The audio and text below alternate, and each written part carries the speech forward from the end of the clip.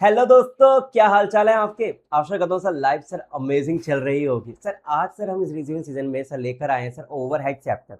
और अगर मैं इस चैप्टर की मैं बात करूँ तो सर ये आराम से सर 8 to 10 मार्क्स का सर इजी क्वेश्चन देखने को मिलता है एग्जाम में। सर अगर आज के रिवीजन की हम बात करें तो हम आईसीआई के स्टडी मटेरियल के सारे क्वेश्चन के रिवाइज तो करेंगे ही करेंगे। उसके अलावा जो हमारे इंपॉर्टेंट कॉन्सेप्ट होते हैं वो हम अपने मास्टर चार्ट से एक बार देखेंगे। ठीक है, तो सबसे पहले तो हम मेरे को बता दो सर ओवरहेड्स होता क्या है। जो भी हमारे सारे के सारे इनडायरेक्ट एक्सपेंसेस होते हैं, जो भी हमारे सारे के सारे इनडायरेक्ट एक्सपेंसेस कॉस्ट होते हैं, वो सारे मिलकर क्या बनाते हैं सर, ओवरहेड्स बनाते हैं। लाइक से फॉर एग्जांपल डायरेक्ट वो मटेरियल कॉस्ट दो पार्ट में डिवाइड होता है, डायरेक्ट एंड इनडायरेक्ट। वैसी labour direct and indirect, expenses direct and indirect. ठीक है, तो जो भी सारे के सारे इनडायरेक्ट कॉस्ट है वो सारे के सारे मिलकर सर क्या बनाते हैं, वो हमारे बनाते हैं ओवरहेड। और जो हमारे डायरेक्ट कॉस्ट होते हैं ऑब्वियसली सर हम मटेरियल कॉस्ट के रिवीजन वीडियो में हम देख चुके हैं प्राइम कॉस्ट। ठीक है, या तो आपने नहीं देखा तो प्लीज एक बार वो भी वीडियो देख कर आए। उसके अलावा कॉस्ट शीट जो हमारे रिवीजन वीडियो उसमें भी हमने इसके बारे में डिटेल में बात करा है। ठीक है, आगे बढ़ते हैं हम। आगे बढ़ते हैं सर, इस चैप्टर में सर हम क्या बात करेंगे। इस चैप्टर में हम बात करेंगे डिस्ट्रीब्यूशन ऑफ ओवरहेड की। मतलब बेसिकली जब हम एक्सपेंस निकालते हैं, मटेरियल की कॉस्ट निकालते हैं कि हमें प्रोडक्शन करते वक्त जो कॉस्ट ऑफ प्रोडक्ट निकला कैसे। डायरेक्ट जो कॉस्ट है उसको तो हम डायरेक्टली एट्रीब्यूट कर देंगे पर यूनिट ऑफ कॉस्ट में, बट जो इनडायरेक्ट कॉस्ट होती है उसको कैसे डिस्ट्रीब्यूट करें हम प्रोडक्शन डिपार्टमेंट में, या डायरेक्ट मटेरियल कॉस्ट में मटेरियल कॉस्ट निकालते वक्त जो हम उसमें कैसे डिस्ट्रीब्यूट करें, ये पूरे के पूरे इस चैप्टर में पढ़ते हैं। मतलब क्या हुआ सर, मतलब सर सिंपल है, हम डिस्ट्रीब्यूशन ऑफ ओवरहेड देखते हैं। डिस्ट्रीब्यूशन ऑफ ओवरहेड्स में हम सर टोटली दो टाइप के डिस्ट्रीब्यूशन देखते हैं। एक पहला होता है प्राइमरी डिस्ट्रीब्यूशन, दूसरा होता है सेकेंडरी डिस्ट्रीब्यूशन। मैंने क्या बोला, पहला होता है प्राइमरी डिस्ट्रीब्यूशन, दूसरा होता है सेकेंडरी डिस्ट्रीब्यूशन। ये डिस्ट्रीब्यूशन हम इसलिए करते हैं ताकि हम अपनी मटेरियल की कॉस्ट निकाल सके, ताकि हम आगे अपना प्रॉफिट ऐड करके क्या हम उसको चार्ज कर सके। इधर आओ, जैसे आपने कोई प्रोडक्ट बनाया, ठीक है, प्रोडक्ट एक्स। अब इस प्रोडक्ट पे एक्स पे आपको कमाना है सर 20% का प्रॉफिट। कितना सर, 20% का प्रॉफिट। ठीक है, अब जो हमारे direct material cost, direct labour cost, direct expenses है वो तो डायरेक्टली एट्रीब्यूट हो गया है इस पे। तो हमें पता चल गया कि जो डायरेक्ट कॉस्ट मिला के सर हमारा क्या 11 रुपया खर्चा आ रहा था। बट कुछ कहते हैं हमारे इनडायरेक्ट ओवरहेड्स है जिसको हम डायरेक्टली एट्रीब्यूट नहीं कर पा रहे थे। हमें पता नहीं कि सर एक प्रोडक्ट बनाने में जो रेंट का खर्चा आया है उसको एक प्रोडक्ट बनाने में हम कैसे डिवाइड करें, या जो बिजली का बिल आया है उसको हम पर प्रोडक्ट की कॉस्ट में कैसे एलोकेट करें, या जो मशीन चला रहे हैं रिपेयर एंड मेंटेनेंस है उसको पर यूनिट की कॉस्ट में कैसे डिवाइड करें, ऑफिस एंड एडमिनिस्ट्रेशन को हम कैसे डिवाइड करें, सेलिंग एंड डिस्ट्रीब्यूशन को कैसे डिवाइड करें, ताकि हमें पर यूनिट की कॉस्ट निकल सके। इसीलिए इस चैप्टर का महत्व बहुत ज्यादा बढ़ जाता है और इसका ये जानना बहुत जरूरी हो जाता है कि हम ओवरहेड्स को डिस्ट्रीब्यूट कैसे करें अपना कॉस्ट निकालते वक्त। इसी को ही प्राइमरली दो पार्ट में डिवाइड कर रखा है कि डिस्ट्रीब्यूशन ऑफ ओवरहेड्स को। किसमें सर, पहला सर हमने देखा सर प्राइमरी डिस्ट्रीब्यूशन, दूसरा हमने देखा है सेकेंडरी डिस्ट्रीब्यूशन। सर अब प्राइमरी डिस्ट्रीब्यूशन क्या होता है।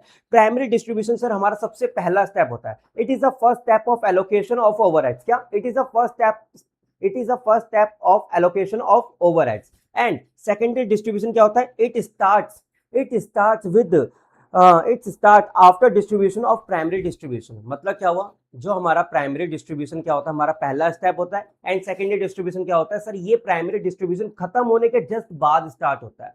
ओके, तो सबसे पहले हमें क्या है, आपको क्वेश्चन बोलेगा कि ये प्राइमरी डिस्ट्रीब्यूशन है या सेकेंडरी डिस्ट्रीब्यूशन है। ठीक है, अब बात करें प्राइमरी डिस्ट्रीब्यूशन होता क्या है सर। प्राइमरी डिस्ट्रीब्यूशन की अगर मैं बात करूं, primary distribution allocates the overheads to both production and service department. मैंने क्या बोला, प्राइमरी डिस्ट्रीब्यूशन में ओवरहेड्स को दोनों प्रोडक्शन एंड सर्विस डिपार्टमेंट में दोनों में डिवाइड करते हैं। जबकि सेकेंडरी डिस्ट्रीब्यूशन की मैं बात करूं ना, जबकि मैं सेकेंडरी डिस्ट्रीब्यूशन की बात करूं तो वो only and only production department में ही एलोकेट करता है।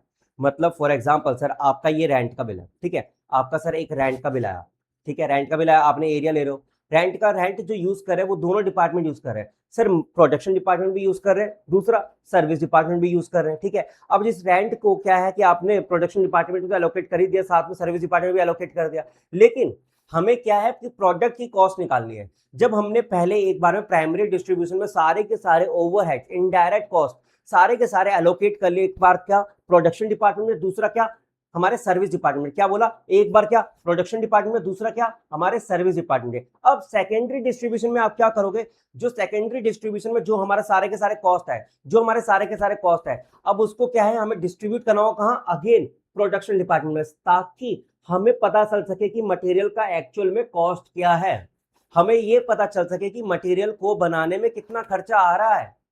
ठीक है, समझिए, मैं दोबारा एक बार समरी में 2-3 लाइनों में रिपीट कर देता हूँ, ठीक है? हमने देखा कि सर ओवरहेड्स होते क्या है? सारे के सारे इनडायरेक्ट कॉस्ट को हम ओवरहेड्स बोलते हैं। इनडायरेक्ट कॉस्ट में क्या हो सकता है सर? आपका इनडायरेक्ट मटेरियल कॉस्ट आ सकता है, दूसरा इनडायरेक्ट वेजेस कॉस्ट आ सकता है, तीसरा इनडायरेक्ट एक्सपेंस कोई है तो वो आ सकते हैं। अब हमें क्या है कि हमें निकालना है कि हमारे प्रोडक्ट की फाइनल में कॉस्ट क्या है। तो हम कहते हैं डायरेक्ट एट्रीब्यूटेबल जो कॉस्ट है उससे तो हम डायरेक्टली एट्रीब्यूट कर सकते हैं, बट जो ओवरहेड है उसको कैसे डिस्ट्रीब्यूट करें? तो उसके लिए हमारे को क्या है, 2 तरह के डिस्ट्रीब्यूशन के बारे में हमने इस पूरे चैप्टर में पढ़ा। पहला क्या था? प्राइमरी डिस्ट्रीब्यूशन, दूसरा क्या था? Secondary distribution. सबसे पहले हम क्या करते हैं सर? हम करते हैं प्राइमरी डिस्ट्रीब्यूशन, उसके बाद हम करते हैं secondary distribution. Okay sir, primary distribution सबसे पहले क्यों करते हैं? क्योंकि इसमें जो भी कॉस्ट है, एक्सपेंसेस जो भी होते हैं उसको हम दोनों डिपार्टमेंट में एलोकेट करते हैं सर। प्रोडक्शन डिपार्टमेंट में भी एलोकेट करते हैं और दूसरा हम अपने सर्विस डिपार्टमेंट में भी क्या करते हैं सर? एलोकेट करते हैं। दूसरा क्या, हम उसके सर्विस डिपार्टमेंट में भी एलोकेट करते हैं। ठीक है, अब जब जैसे ही हमने सर्विस डिपार्टमेंट में क्या है, जैसे ही हमने सर्विस डिपार्टमेंट में ये सारा का सारा खर्चा एलोकेट कर दिया, ठीक है, सर्विस डिपार्टमेंट बोल रहा है ठीक है आपने खर्चा तो एलोकेट कर दिया, लेकिन प्रोडक्शन डिपार्टमेंट बोलता है कि सर आपको तो प्रोडक्ट की कॉस्ट चाहिए ना। सर्विस डिपार्टमेंट को खर्चा एलोकेट करके मिलेगा क्या? एट दी एंड तो सर प्रोडक्ट की कॉस्ट चाहिए, तो सर्विस डिपार्टमेंट बोला हाँ बात में दम है। अब सेकेंडरी डिस्ट्रीब्यूशन में क्या बोलता है कि सारा का सारा सर्विस डिपार्टमेंट का खर्चा है, सारा का सारा सर्विस डिपार्टमेंट का खर्चा अब डायरेक्टली अब कहां डाल दो सर? प्रोडक्ट में एलोकेट कर दो। प्रोडक्ट डिपार्टमेंट में जो प्रोडक्शन में जो लगा था सारा का सारा वहां पे आप क्या है उसको एलोकेट कर दो, प्रोडक्शन डिपार्टमेंट में क्या कर दो? एलोकेट कर दो। ठीक है, अब अब इसके बाद हमने सेकेंडरी डिस्ट्रीब्यूशन में हमने कई सारे मेथड के बारे में डिस्कस करा, देखा। बेसिकली टोटली 4 मेथड हमने इसके बारे में डिस्कस करा। पहला क्या था सर? हमारा था direct method, obviously illustration number 1 में देखेंगे। दूसरा हमारा था स्टेपलाइडर मेथड, ऑब्वियसली सर हम इलस्ट्रेशन नंबर 2 में देखेंगे। उसके बाद रेसिप्रोकल मेथड था and then trial and error method. अभी ये क्या है? ये हम डायरेक्टली हम जैसे जैसे इलस्ट्रेशन बढ़ते रहेंगे, जैसे जैसे हम एक एक स्टेप आगे बढ़ते रहेंगे, क्वेश्चन का लेवल भी बढ़ेगा एंड कॉन्सेप्ट भी हम आगे रिवाइज करते रहेंगे। ठीक है, आगे बढ़ो, इधर आ जाओ। अगेन सर बहुत इजी क्वेश्चन है, बहुत ज्यादा। एक बार देखो जरा स्क्रीन पे, इलस्ट्रेशन नंबर 1, इतना इजी क्वेश्चन भी आई से कभी कॉल पूछ लेता है। Excel limited has 3 production department. Sir कितने प्रोडक्शन डिपार्टमेंट है सर? मेरे को बताओ sir. Department A B and C कितने हैं सर? 3 प्रोडक्शन डिपार्टमेंट है। ओके, एक मिनट, हाँ अब ठीक है। कितना? A B and C. Sir उसकी कॉस्ट आपको बता रखी सर, एक बार मेरे को बताओगे देखकर सर। 30 लाख, 26 लाख एंड 24 लाख किसके? Production department A B and C की। ओके, अब आपको बता रखा है 4 क्या है? Service department. क्या 4 क्या है सर? सर्विस डिपार्टमेंट है। 4 क्या है? सर्विस डिपार्टमेंट है। Stores, time keeping, power and canteen. Okay, and then उसके आगे सर आपको एक्सपेंसेस गिवन है। अब आपको क्या करना होगा? सर्विस डिपार्टमेंट के जो भी ये खर्चे है ना, आपको क्या प्रोडक्शन डिपार्टमेंट में एलोकेट करना होंगे। प्रोडक्शन डिपार्टमेंट जब आप एलोकेट करोगे जब भी तो आपको प्रोडक्ट की कॉस्ट पता चलेगी। अग्री और नॉट? आपको क्या निकालना है? प्रोडक्ट की कॉस्ट। प्रोडक्ट की कॉस्ट कैसे निकालोगे? जब आप अपने सर्विस डिपार्टमेंट के सारे खर्चे जब आप अपने प्रोडक्शन डिपार्टमेंट को एलोकेट कर दोगे। अब इन्होंने ना आगे बता दिया कि the following information also available in the respect of production department. आपको ना कुछ इंफॉर्मेशन दी गई है जिसके बेसिस पे सर आपको क्या सर्विस डिपार्टमेंट के खर्चों को सर आपको प्रोडक्शन डिपार्टमेंट में सर क्या है? एलोकेट करना होगा। ठीक है, सर्विस डिपार्टमेंट के जो ये खर्चे हैं इस बेसिस इन तीन के बेसिस पे आपको क्या ये जो सर्विस डिपार्टमेंट के एक्सपेंस है वो आपको प्रोडक्शन डिपार्टमेंट में क्या करना होगा? एबीसी में एलोकेट करना होगा। ठीक है, आ जाओ। आपको क्या क्या दे रखा है? Horse power of machine, number of worker and value of stores requisition.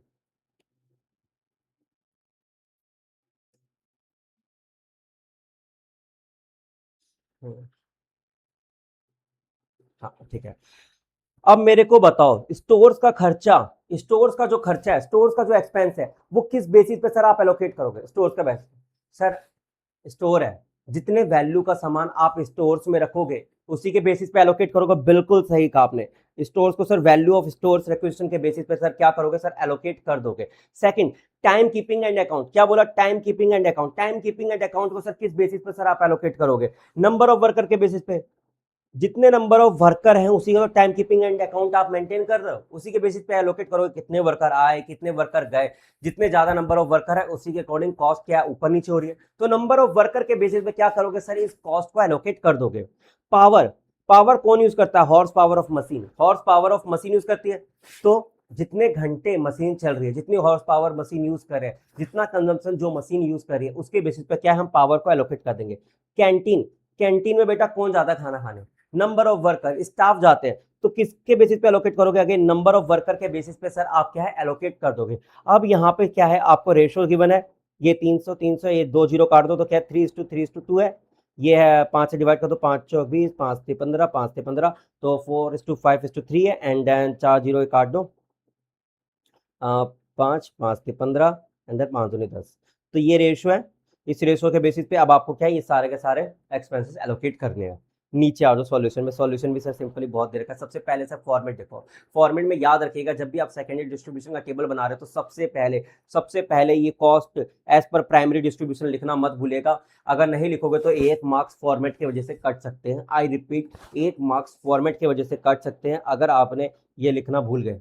ये हो सकता है कि कभी कभी चेकर इसके 1 मार्क्स काट लेता है। उसके बाद सर सेकेंडरी डिस्ट्रीब्यूशन में सर आपको stores, time keeping power and canteen दे रखा है। ठीक है, आपने ये सारे के सारे सर्विस डिपार्टमेंट के नाम लिख लिए। उसके बाद जो बेसिस ऑफ अपॉर्चनमेंट लिख लेना, जिस भी बेसिस के बेसिस पे आप इसको क्या है एलोकेट करो। वैल्यू ऑफ स्टोर्स हो गया, नंबर ऑफ वर्कर हो गया, हॉर्स पावर ऑफ मशीन हो गया, नंबर ऑफ वर्कर हो गया। इसके बेसिस पे सर क्या है आप एक्सपेंस एलोकेट करो। पहले क्या है एक्सपेंस एलोकेट करो, तो सारा का सारा जो टोटल एक्सपेंस है वो लिख लो एंड जिस भी रेशियो में जो ऊपर हमारी रेशियो आई है उसके बेसिस पे सर ये क्या है तीनों के तीनों प्रोडक्शन डिपार्टमेंट में आप एलोकेट कर दोगे और सर यहाँ पे आपका क्या है टोटल करके सर आप कॉस्ट निकाल लोगे। ठीक है, रेशियो हमने ऊपर निकाल लेती है, यही रेशियो सर आपने लिखनी है। याद रखिएगा रेशियो लिखना मत भूलिएगा, रेशियो लिखना मत भूलिएगा। हो सके तो साइड में ना सर यहाँ पर, हो सके तो साइड में यहाँ पर रेशियो का अगर स्पेस मिलता है, अगर स्पेस है तो रेशियो के लिए साइड में अगर कॉलम बना सको तो बहुत अच्छा, क्योंकि अलग से अगर चेकर को दिखेगा तो मार्क्स कटने के चांसेस कम हो जाते हैं। मार्क्स कटने के चांसेस कम हो जाते हैं। क्यों? क्योंकि कॉन्सेप्ट सर आपको सब आता है। ओवर चैप्टर में सबसे ज्यादा दिक्कत क्या है कि कॉन्सेप्ट आपको सब आता होता है, लेकिन जहां दिक्कत आती है वो होती है फॉर्मेटिंग की, प्रेजेंटेशन की। अगर प्रेजेंटेशन के वक्त ही सर आप अगर प्रेजेंट नहीं कर पाए अपने आंसर को, तो फॉर्मेटिंग का ध्यान नहीं रख पाओगे तो सर मार्क्स कटते हैं। ठीक है, इसलिए मैंने इन सब चीजों का ज्यादा मैं बारीकी से ध्यान दे रहा था। फर्स्ट क्वेश्चन था, टाइम हमने ज्यादा लगाया। अब बात करते हैं सेकंड क्वेश्चन की। सेकंड क्वेश्चन बोलता है कि सर एक चीज बताओ, एक चीज बताओ सर, क्या हमेशा सर्विस डिपार्टमेंट प्रोडक्ट डिपार्टमेंट को ही सर्विस देगा, प्रोडक्शन डिपार्टमेंट को? ऐसे नहीं सकता सर, वो दूसरे सर्विस डिपार्टमेंट को भी देता है। बात करते हैं कैंटीन की। कैंटीन में क्या है कि sir only only and only जो प्रोडक्शन कर रहे हैं डिपार्टमेंट बस वही जाके खाना खाएंगे, या जो हमारे जैसे फाइनेंस टीम वाले हैं, जो चार्टेड अकाउंटेंट है, कंपनी का सीईओ है, मालिक है, वो भी कैंटीन में जाके खाना नहीं खा सकता? उसको क्या मना कर देंगे? नहीं भाई नहीं, तू फैक्ट्री में आके लेबर घोड़ी नहीं कराता, यहाँ पर प्रोडक्शन डिपार्टमेंट के लोग ही खाएंगे। मेरे को एक चीज बताओ, सब कोई खाएंगे जाके? मना तो कर नहीं सकते।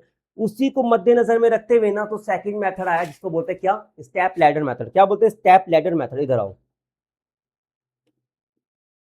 इधर आ जाओ, इसी से समझ लो। सबसे पहले उस सर्विस को एलोकेट करेंगे, उस सर्विस डिपार्टमेंट के एक्सपेंस को एलोकेट करेंगे जो सबको दे रहा है। जो सबको दे रहा है, क्या दे रहा है? सर्विस दे रहा है। मैंने बोला उस डिपार्टमेंट के, उस सर्विस डिपार्टमेंट के एक्सपेंस को एलोकेट करेंगे जो सबको दे रहा है। हमारे केस में कैंटीन एक ऐसा सर्विस डिपार्टमेंट था जो सबको दे रहा था। जो भी आ सकता है वो यहाँ पर आके खाना खा सकता है। ठीक है, मैंने क्या बोला? सबसे पहले उस डिपार्टमेंट के एक्सपेंस को एलोकेट करेंगे जो सबको दे रहा है। उसके बाद S2 में जो दूसरा स्टेप है उसको एलोकेट करेंगे जो S1 के अलावा सबको सर्विस दे रहा है। S1 के अलावा सबको सर्विस दे रहा है, वो है क्या? आप बताओ। हाउसकीपिंग, हाउसकीपिंग सर्विस होगा। सिक्योरिटी गार्ड की सर्विस होगा। सिक्योरिटी गार्ड वाला बंदा बोलता है कि सर कैंटीन में सिक्योरिटी गार्ड की सर्विस की रिक्वायरमेंट नहीं है। क्यों? क्योंकि कैंटीन का जो मालिक है, जो बंदा है, वो आता है अपना सामान लेकर आता है सुबह सुबह, शाम को जाते जाते अपना क्या सामान लेके चला जाता है। तो जो सर कैंटीन का बंदा है, कैंटीन से मैं तो सर्विस लेता हूँ लेकिन सर्विस डिपार्टमेंट को मैं सर्विस देता नहीं। मतलब क्या है, जो सिक्योरिटी गार्ड वाले बंदे हैं वो बोलते हैं कि सर मैं तो कैंटीन को सर्विस देता ही नहीं, वो खुद ही अपना सारा कुछ मैनेज करता है। तो क्या बोला? जो S1 को छोड़ के सबको सर्विस दे रहा है, जो S1 को छोड़ के सबको सर्विस दे रहा है, उसको फिर बाद में एलोकेट करेंगे। सबसे पहले हमने क्या इसको एलोकेट करा? जो सबको सर्विस दे रहा है। ठीक है, उसके बाद हमने किसको एलोकेट करा? जो S1 डिपार्टमेंट को छोड़ के S2 S3 प्रोडक्शन डिपार्टमेंट सबको सर्विस दे रहा है। ठीक है, उसके बाद हम किसको एलोकेट करेंगे? जो S1 और S2 को छोड़ के सबको सर्विस दे रहा है। ठीक है, ये आपको क्वेश्चन बताएगा। क्वेश्चन आपको स्पेसिफिकली बताएगा कि S1 जो है ना, S1 जो है S2 ऐसे ही करके ना सर, आपको टेंशन मत लो। ऐसे ना आपको क्वेश्चन में स्पेशली बताएगा कि ऐसे ऐसे सारा सर्विस दे रहा है सर। ठीक है, S2 डिपार्टमेंट सर ऐसे इस रेशियो में सर्विस दे रहा है। ठीक है, S3 डिपार्टमेंट इस रेशियो में सर्विस दे रहा है। मतलब आपको ना क्वेश्चन स्पेसिफिकली बताएगा। आपको बस आइडेंटिफाइड करना होगा कि सबसे पहले कौन से डिपार्टमेंट के खर्चों को एलोकेट करे जो सबको सर्विस दे रहा है। हमारे में क्या था, S1 एक ऐसा डिपार्टमेंट था जो कि सभी डिपार्टमेंट को सर्विस दे रहा था। फिर S2 आया कि वो ऐसा डिपार्टमेंट था जो कि S1 को छोड़ के सबको सर्विस दे रहा है। फिर S3 एक ऐसा डिपार्टमेंट आया जो only and only production department को सर्विस दे रहा है। ठीक है, क्वेश्चन में सिंपली आपको दे रखा होगा और जब आप एलोकेट कर दोगे ना एक्सपेंसेस को, जो रेशियो गिवन होगी, तो एक ऐसा स्टेप लैडर बन जाएगा, एक ऐसा स्टेप्स बन जाएंगे, जीना जिसको बोलते हैं। देख रहे हो, एक पूरा का पूरा अगर डायग्राम देख रहे हो तो एक स्टेप्स बन रहा है। S1 ने सबको सर्विस दिया, फिर S2 S1 को छोड़ के सबको सर्विस दे रहा है, देन S3 आया, वो S1 S2 को छोड़ के ओनली प्रोडक्शन डिपार्टमेंट को सर्विस दे रहा है। प्रोडक्शन डिपार्टमेंट तो ऑलरेडी खत्म ही है, वो तो एंड है, वहां पे तो जाके हमारा कॉस्ट ऑफ प्रोडक्ट निकलता है। क्या ये चीज क्लियर है? क्या ये चीज क्लियर है? तो इधर आ जाओ, यहाँ पे ना, यहाँ पे मैंने उसी के बारे में लिखा हुआ था, जिसको पढ़ना है एक बार पढ़ लो। ठीक है, जिसको स्क्रीनशॉट लेना है एक बार ले लो। ठीक है, उसके बाद हम क्या है कि क्वेश्चन देखेंगे। उसके बाद हम क्या देखेंगे, क्वेश्चन देखेंगे। एक बार पढ़ना चाहते हो तो पढ़ लो।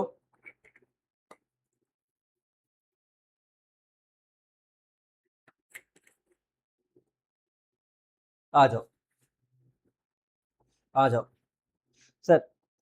ना बाप बड़ा ना भैया, सबसे बड़ा है रुपया। वैसे ही सर, कॉन्सेप्ट कितना भी पढ़ लो sir, at the end sir exam में सर आपको न्यूमेरिकल ही सॉल्व करने हैं, क्वेश्चन आंसर ही सॉल्व करने हैं। ठीक है, और खासकर आईसीआई के। इधर आ जाओ, आपको क्या दे रखा है, जरा एक बार क्वेश्चन पढ़ो। Suppose the expenses of two production department A and B and two service department, क्या है सर, एक्स एंड वाई। क्या है, एक्स एंड वाई, दो सर्विस डिपार्टमेंट है। प्रोडक्ट डिपार्टमेंट क्या है सर, ए एंड बी। ठीक है, अब आपको क्या करना है, prepare a statement apportioning the cost of the service department over the production department. आपको एक स्टेटमेंट बनानी है जिसमें सर्विस डिपार्टमेंट के सारे खर्चों को आप प्रोडक्शन डिपार्टमेंट में एलोकेट करोगे, जिसको हम प्यार से क्या बोलते हैं, सेकेंडरी डिस्ट्रीब्यूशन। जब सर्विस डिपार्टमेंट के सारे खर्चे हम किस में एलोकेट करते हैं, प्रोडक्शन डिपार्टमेंट में खर्चे करते हैं, ताकि वो निल हो जाए। क्या हो जाए, वो निल हो जाए, कोई भी एक सर्विस डिपार्टमेंट ना बचे एट दी एंड। ठीक है, इधर आओ। अब मेरे को बताओ, हमारे केस में सबसे पहले कौन सा सर्विस डिपार्टमेंट है जिसके खर्चे एलोकेट करोगे। डिपार्टमेंट एक्स है जो सबको सर्विस दे रहा है, Y A and B. Department क्या है, वाई है जो केवल प्रोडक्शन डिपार्टमेंट को सर्विस दे रहा है, ए एंड बी को। मेरे को बताओ किसका सबसे पहले एक्सपेंस एलोकेट करोगे। Right answer department x. Department x वो है डिपार्टमेंट जो सबको दे रहा है। किस रेशो में दे रहा है सर, 25 40 एंड 35% के रेशो में दे रहा है, जबकि डिपार्टमेंट वाई जो है 40 60% के रेशो में दे रहा है सर्विस। ठीक है, इधर आ जाओ। सिंपली क्या करोगे सर, आपने सबसे पहले एक्सपेंस का नाम लिखा, देन आपने डिपार्टमेंट लिखे X Y and A B. सबसे पहले सर हमें क्या है, एक्स का खर्चा एलोकेट करना है, तो एक्स का कितना था सर, 2 लाख था। उसको सर हमने इस रेशो में डिवाइड कर लिया, 25 40 एंड 35% के रेशो में। या आईसीए क्या करता है, कई बार ना सर इसकी रेशो बना देता है, 5 से डिवाइड कर, 25 5 अट्ठे 40 5 सत्ते 35, 5:8:7, 5 अट्ठे 40 एंड 5 एकम 5 और 5 10 12, तो 2 चौक 12, 2 चौक 8, 2 चौक 12, 2 3 2 4 2 3 6। ठीक है, 2:3। डिपार्टमेंट वाई क्या है, 2:3। डिपार्टमेंट वाई क्या है, 2:3।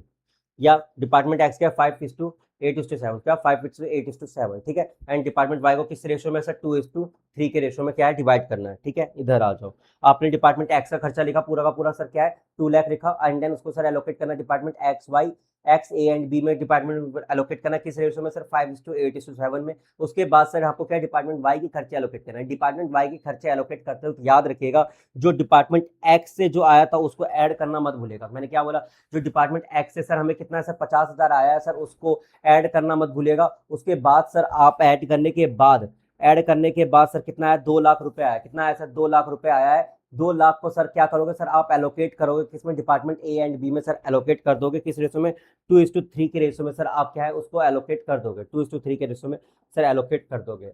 अभी क्वेश्चन आसान है, अभी क्वेश्चन रिलेटेड बहुत आसान है सर, अभी तो मजा आना अभी बाकी है। इस पे लगा लो स्टार, इस पे लगा लो स्टार। अभी तक हमने क्या देखा, सबसे पहले देखा था डायरेक्ट डायरेक्ट मेथड, दूसरा हमने देखा स्टेप लैडर मेथड, तीसरा अब क्या आता है, रेसिप्रोकल मेथड। क्या आता है, रेसिप्रोकल मेथड। अभी अभी बच्चों का एक डाउट सबसे ज्यादा आता है, इससे पहले ये क्वेश्चन बहुत अच्छा है।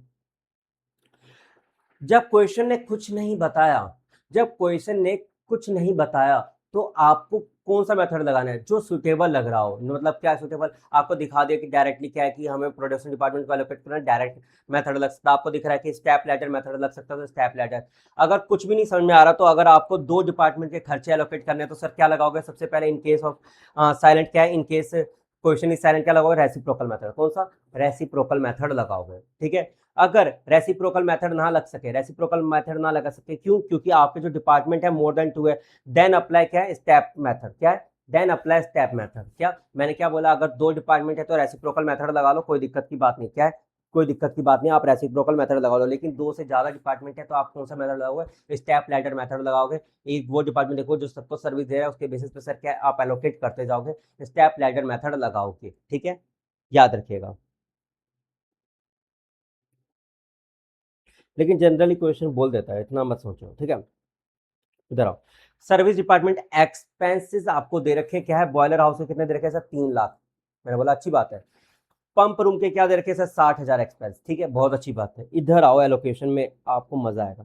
एलोकेशन में क्या बोला कि बॉयलर हाउस जो है ना, boiler house A and B को तो सर्विस देता ही देता है, साथ में पंप रूम को भी सर्विस देता है। और जो पंप रूम बोल रहा है कि भाई production department A and B को भी सर्विस देता है, साथ ही साथ बॉयलर हाउस को भी सर्विस देता है। मतलब एक सर्विस डिपार्टमेंट दूसरे सर्विस डिपार्टमेंट को भी सर्विस दे रहा है और वो सर्विस डिपार्टमेंट दोबारा बैक इसी सर्विस डिपार्टमेंट को सर्विस दे रहा है। मतलब मैंने इस सर्विस डिपार्टमेंट को सर्विस दिया, ये सर्विस डिपार्टमेंट दोबारा मेरे को सर्विस दे रहा है। मतलब क्या हो क्या रहा है, समझ रहे हो, वो रेसिप्रोकल है। इधर आओ, क्या हुआ है, जो S1 डिपार्टमेंट है, जो S1 डिपार्टमेंट है हमारे केस में बॉयलर हाउस, वो क्या production department P1 and P2 दोनों को सर्विस दे रहा है, उसके साथ साथ क्या है S2 को भी सर्विस दे रहा है, S2 को भी क्या है सर्विस दे रहा है। और जो S2 वो डिपार्टमेंट है वो भी हाउला है, बोल रहा है अच्छा तू मेरे को देगा, तू मेरे को देगा, ले मैं तेरे को भी दूंगा वापस सर्विस। ले, S1 को भी सर्विस दे रहा है, साथ में प्रोडक्शन डिपार्टमेंट 2 एंड 1 दोनों को सर्विस दे रहा है। मतलब क्या है, जो सर्विस डिपार्टमेंट 1 है वो सर्विस डिपार्टमेंट 2 को भी सर्विस दे रहा है, सर्विस डिपार्टमेंट 2 है वो सर्विस डिपार्टमेंट 1 को भी सर्विस दे रहा है। और अगर आप देखोगे तो ये क्या रेसिप्रोकल मेथड हो गया, रेसिप्रोकल हो गया एक दूसरे को दिए जा रहे हैं। अब इसको सॉल्व कैसे करें,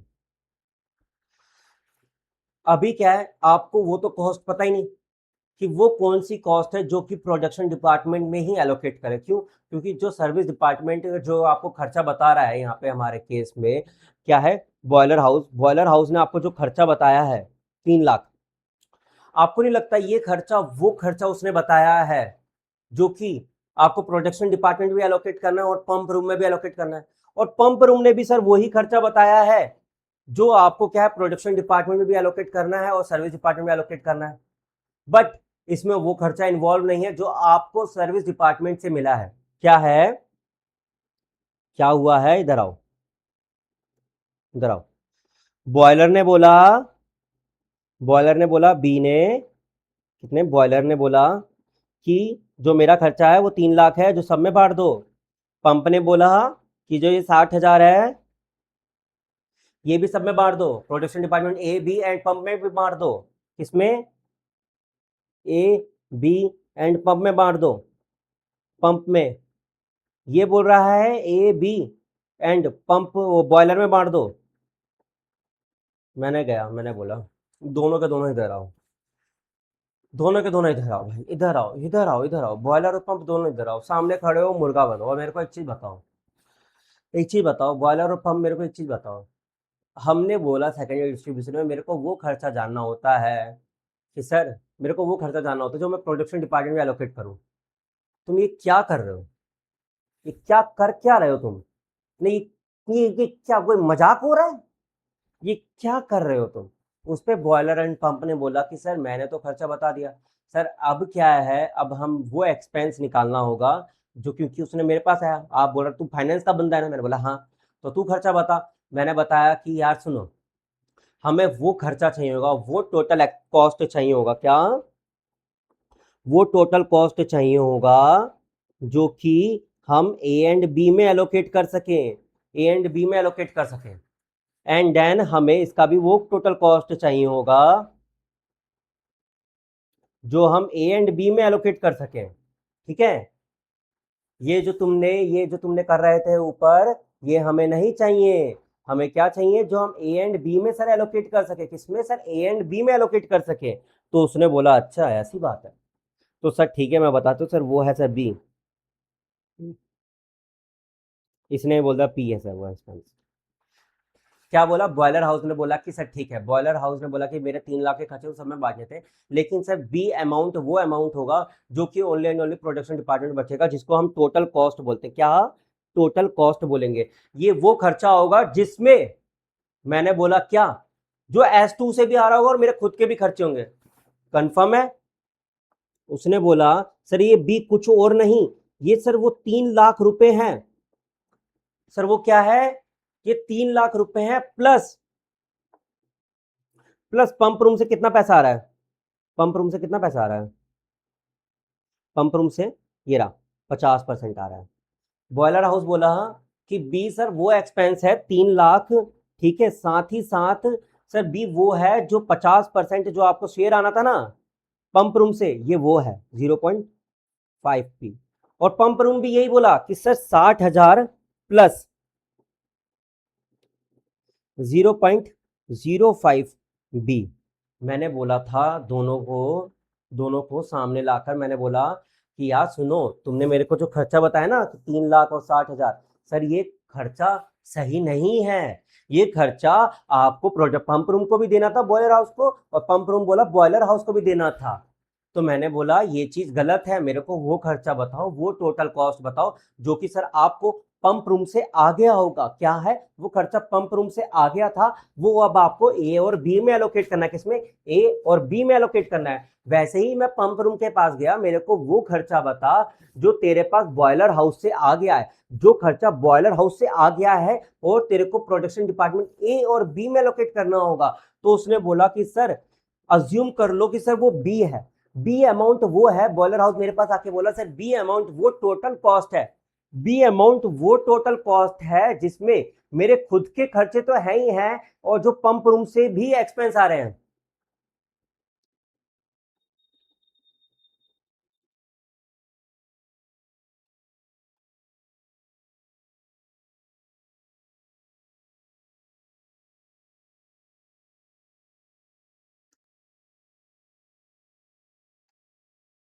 देख रहे हो ये क्या था? बॉयलर हाउस का टोटल कॉस्ट।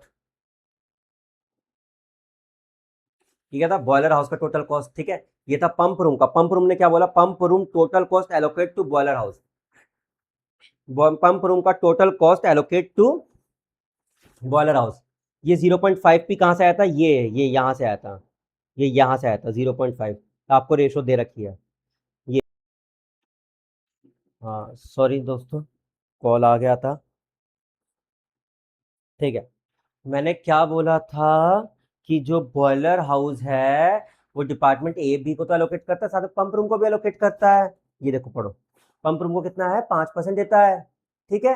लेकिन बॉयलर हाउस भी क्या है, पंप रूम से कितनी सर्विस देता है? 50%। पंप रूम बोलता है मैं डिपार्टमेंट ए और बी को देता हूँ, साथ में बॉयलर हाउस को भी 50% देता हूँ। तो यहां से 50% आया है। क्या है ये? पंप रूम से जो टोटल कॉस्ट एलोकेट करा है ना उसने बॉयलर हाउस को, ये 50% वहां से आया है। वैसे ही पंप रूम का जो टोटल कॉस्ट था पी, उसमें 60,000 तो था ही उसका खुद का खर्चा, साथ में बॉयलर हाउस ने भी उसको कुछ ना कुछ दिया है। कितना दिया है? ये दिया है 0.05। ये धराओ, ये रहा 5%। क्या? बॉयलर हाउस ने पंप रूम को 5% सर्विस दी है। कितनी? 5% सर्विस दी है। तो पंप रूम के जो खुद के खर्चे थे कितने? 60,000 थे। ये धराओ 60,000 उसके खुद के खर्चे थे, 5% उसने पंप रूम को मिला बॉयलर हाउस से। तो यहाँ पे हमने उसको क्या करा? ऐड कर लिया। पंप रूम का जो टोटल कॉस्ट था 60,000 प्लस 5% बॉयलर हाउस से आया। वैसे ही बॉयलर हाउस को जो बी था 3 लाख खुद के खर्चे थे, साथ में 50% 0.5p का पंप रूम से आया। अब क्या मेरे को आप ये दोनों इक्वेशन सॉल्व करके मेरे को बता सकते हो? बी की वैल्यू यहां पुट कर दो, ये रहा, ये रहा। क्या? Solve equation 1 and 2 by substitution method.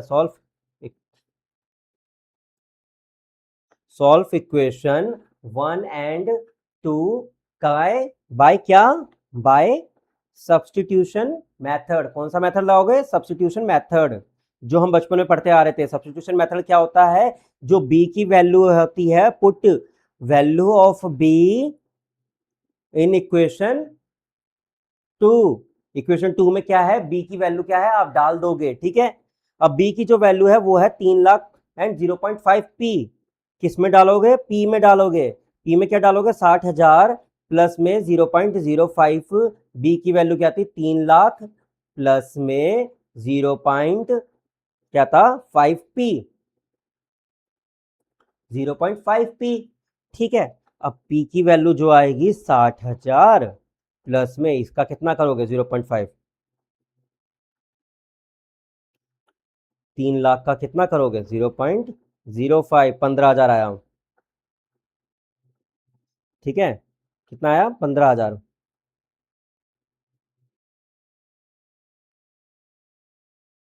ठीक है। अब 0.05 इंटू में 0.5, 0.05 इंटू में 0.5, ये आया 0.025, कितना आया 0.025, ठीक है। अगर ये माइनस में कर दूंगा, 1 माइनस में 0.025 तो कितना आएगा, ये आया 0.975, 0.975 पी। और यहाँ पे कितना है 75,000, कितना है सर 75,000, 75,000 डिवाइडेड बाय 0.975, 0.975, ये आया 76,923, कितना आया पी की वैल्यू 76,923 रुपए। अब ये जो आया है इसको क्या है, department A and department B में डिवाइड करना होगा। डिपार्टमेंट ए को कितना दोगे, कितना आपको बताया है पंप रूम ने, 10 और 40% दोगे, कितना 10 और 40% दोगे, कितना दोगे 7,692 रुपए। एंड देन 40% कितना आएगा इसका, कितना आएगा 30,769, 30,769 आएगा, ठीक है। वैसे ही ये जो वैल्यू आई है पी की, ये आप किस में डाल दोगे, पुट इन इक्वेशन 1। अगर मैं बात करूं तो बॉयलर हाउस की जो वैल्यू थी वो थी 3,00,000 प्लस में 0.5 पी की वैल्यू कितने है 76,923, ठीक है। तो 76,923 जो है उसका कितना करोगे 0.5, उसमें ऐड कितना करोगे 3,00,000, तो कितना है 338, 338, कितना आया 461, कितना है 461। अब जो ये है इसको क्या है डिपार्टमेंट ए एंड बी में एलोकेट करोगे दोबारा, किस रेशो में करोगे, ये रेशो ऊपर दे रखी है, इधर देखो 60 और 35% रेशो दे रखी है, किस रेशो में 60% और 35%, ठीक है। 338,461 का 60% करो, 203,0767, 200 कितना था 3 एंड 077, 203,077, ठीक है। एंड देन 35% कैसे करोगे, इसका 35% करना है। अब 118,461, 118 कितना आया, 118 कितना आया 461 आ गया, ठीक है। ये आ गया डिपार्टमेंट ए और डिपार्टमेंट बी में कैसे कैसे एक्सपेंस एलोकेट करोगे। अगर आप इसको टोटल कर लोगे, इसका 7692, ये क्या है पंप रूम से आया, ये बॉयलर हाउस ने एलोकेट करा, ठीक है, ये पंप ने करा एलोकेट, एंड देन ये कितने करा 3769, सर ये कितने करा बॉयलर हाउस ने। अब इन दोनों को सम करो जरा, ठीक है। 118,461 है, 118,461 में पैरेलल करो 3769, 3769, एक बार ऐड करो, एक बार के लिए ऐड करो, कितना है 149,230, यहाँ पे लिख दो 149,230, 149,230, ठीक है। 203,077 है, 230, 203,077 आई थिंक, प्लस में कितना है 7692, 7692, कितना आया हमारा 210,769, 210,769, 210,769, इन दोनों को प्लस करो 149,230 को, कितना है 359,999, मैं बोल सकता हूँ 3,60,000 टोटल है। मेरे को एक चीज बताओ, सर्विस डिपार्टमेंट के क्या सारे खर्चे एलोकेट हो गए, 3,60,000, 3,60,000 क्या सर्विस डिपार्टमेंट के सारे खर्चे डिपार्टमेंट ए एंड बी में एलोकेट कर दिया आप लोगों ने।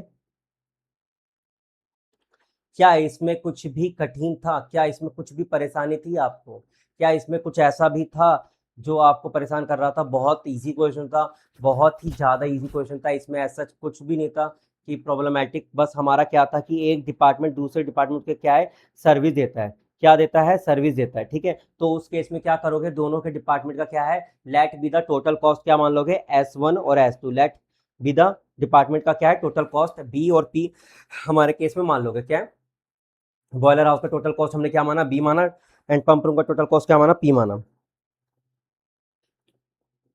अब S1 को बी के खुद के खर्चे क्या थे और पंप रूम से कितने खर्चे आ रहे थे, बॉयलर हाउस के खुद के खर्चे और पंप रूम से कितने खर्चे आ रहे थे, पंप रूम के खुद के खर्चे और बॉयलर हाउस से कितने खर्चे आ रहे थे, 0.05 पी। तो हमारी क्या थी, दो इक्वेशन बन गई, ठीक है। अब दोनों इक्वेशन को हमने क्या सब्स्टिट्यूशन मेथड से सॉल्व करा, हमने पी की वैल्यू निकाली, उसके बाद जो हमें रेशो गिवन थी ए और बी में कितना कितना एलोकेट करना, उस रेशो में क्या हमने एलोकेट करा।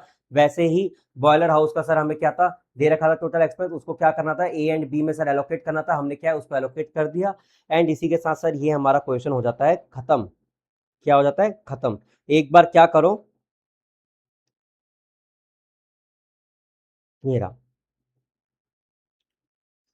कुछ भी नहीं है। एक बार इसका सॉल्यूशन अपने स्टडी मटेरियल से देखो, और एक बार ना ये जो स्टेप दे रखे हैं इसका स्क्रीनशॉट लेना है, स्क्रीनशॉट ले लो, एक बार पढ़ना है पढ़ लो। ये मैंने स्क्रीन पे लगा दिया है, एक बार ना सर एक बार आप पढ़ लो, ठीक है। और मेरे को बताओ अगर कुछ भी डाउट है, ठीक है। जो यूट्यूब पे देख रहे हो ऑब्वियसली कमेंट कर देना, और अगर तुम्हें कोई डाउट है तो व्हाट्सएप पे मेरे को मैसेज कर देना।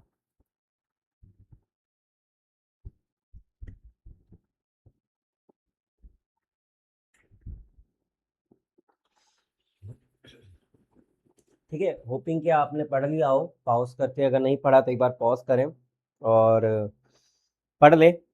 बहुत ही अच्छा और बहुत ही ईजी इलस्ट्रेशन था। आगे देखते हैं इलस्ट्रेशन नंबर 4। अभी क्या था, हमने रेसिप्रोकल मेथड देखा, ठीक है। रेसिप्रोकल मेथड में हमने क्या देखा था, जब दो वेरिएबल गिवन हो, मतलब दो डिपार्टमेंट गिवन हो, तो हम एक्स और वाई अज्यूम कर सकते हैं, ठीक है, एक्स और वाई अज्यूम कर सकते हैं। लेकिन ऐसा भी तो सकता है कि दो से ज़्यादा डिपार्टमेंट हो, ठीक है, दो से ज़्यादा भी डिपार्टमेंट हो। तो उस केस में क्या करोगे,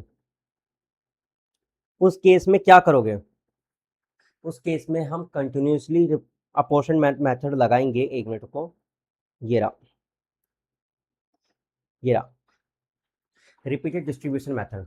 मतलब हम उसको बार बार जब तक डिस्ट्रीब्यूट करते रहेंगे जब तक वो नियर टू जीरो ना आ जाए। मतलब जैसे आपने अभी रेशो देखा था कि बॉयलर हाउस 50% सर्विस क्या है, 5% सर्विस ओनली पंप रूम को देता है, जबकि pump room 50% service boiler house को देता है। मतलब देख लो अपना हाफ ऑफ द एक्सपेंस क्या है, हमेशा क्या है, बॉयलर हाउस को देता है, जबकि बॉयलर हाउस तो ओनली 5% ही एक्सपेंस एलोकेट कर रहा है। ठीक है, देख लो रेशो में बहुत ज़्यादा गैप है। तो वही इसने बोला रिपीटेड डिस्ट्रीब्यूशन मेथड में कि घबराने की बात नहीं है। आप उसको ना जब तक आप इसको डिस्ट्रीब्यूट करते रहो, डिस्ट्रीब्यूट करते रहो, जब तक वो नियर टू जीरो ना हो जाए, ठीक है।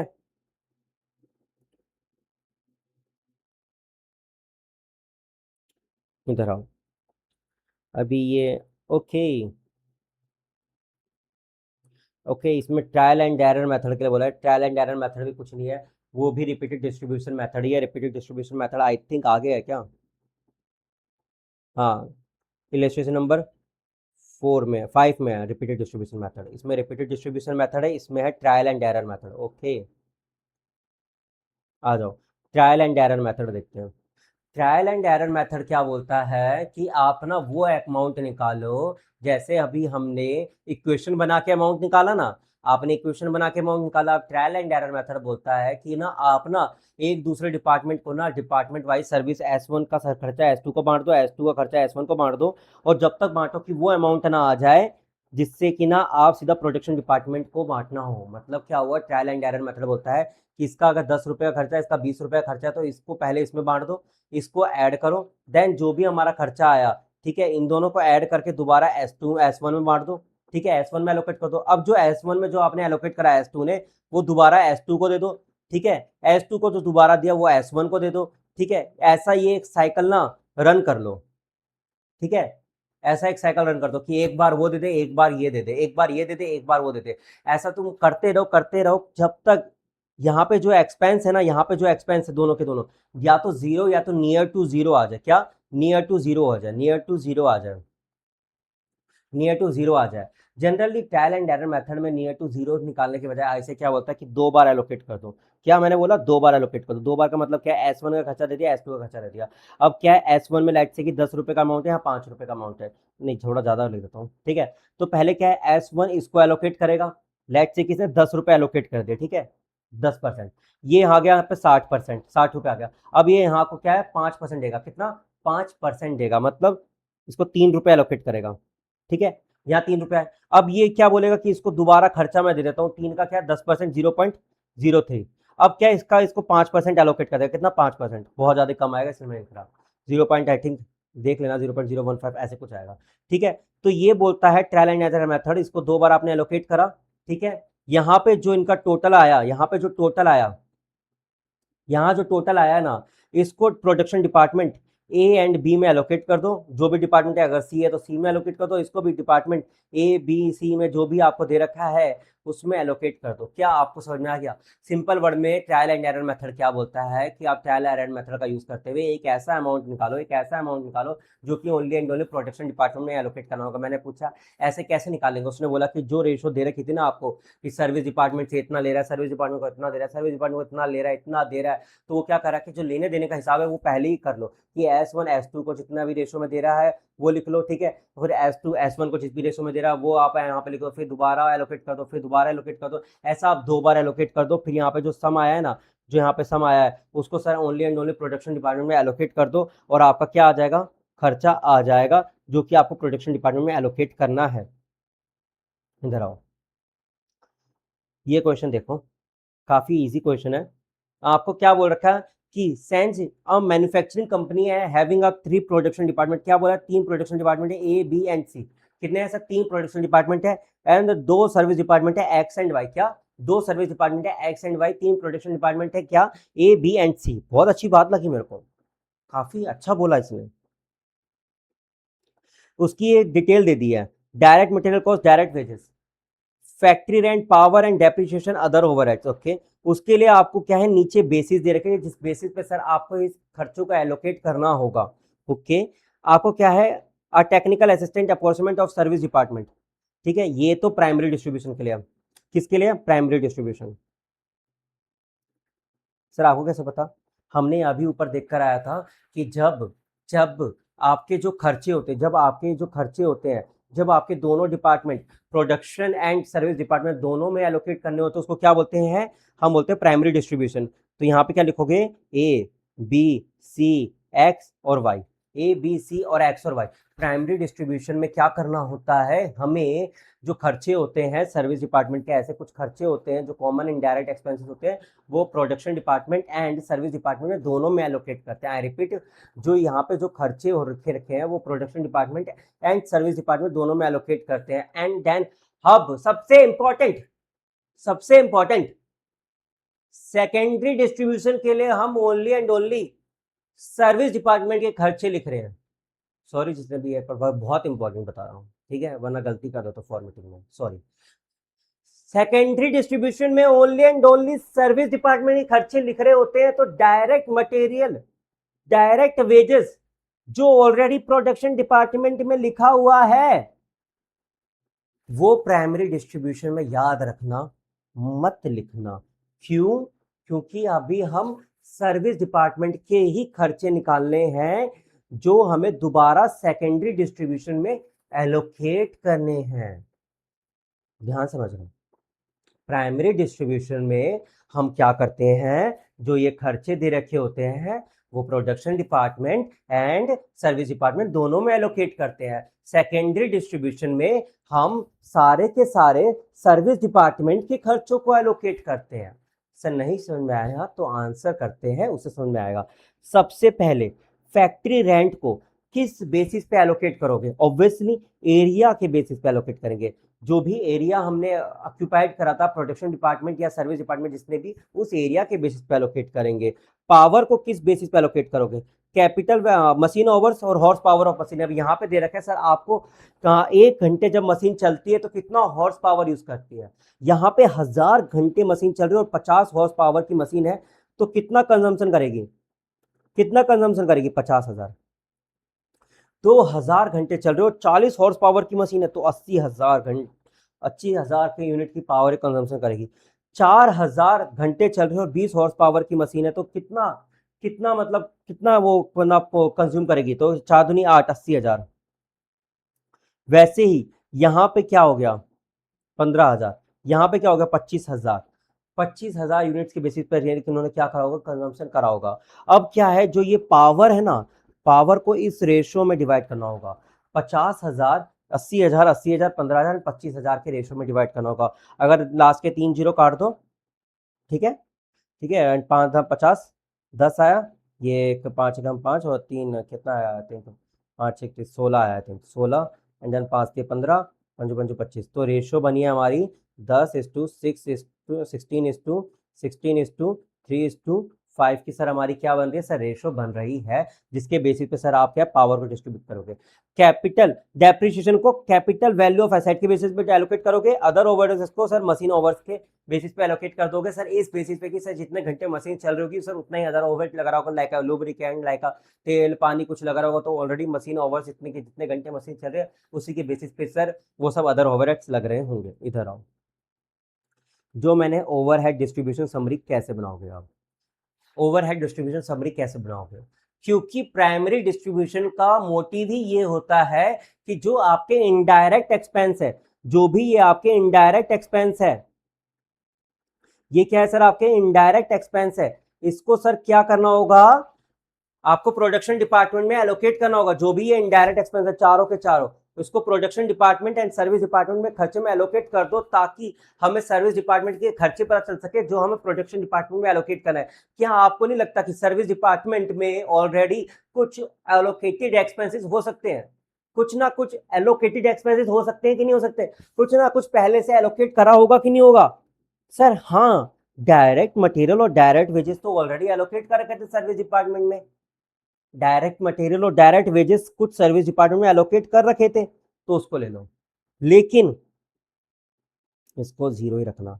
क्यों, क्योंकि अभी हमें वो खर्चे निकालने थे सर्विस डिपार्टमेंट के, जो कि दोबारा सेकेंडरी डिस्ट्रीब्यूटर में क्या करेंगे, एलोकेट करेंगे, ठीक है। और ये वाले खर्चे तो डायरेक्टली एलोकेट करते हुए अभी तो हम प्रोडक्शन डिपार्टमेंट में लेके चले जाएंगे। ओके, हेलो, थोड़ी देर में भाई, अभी लेक्चर में था। Okay bye.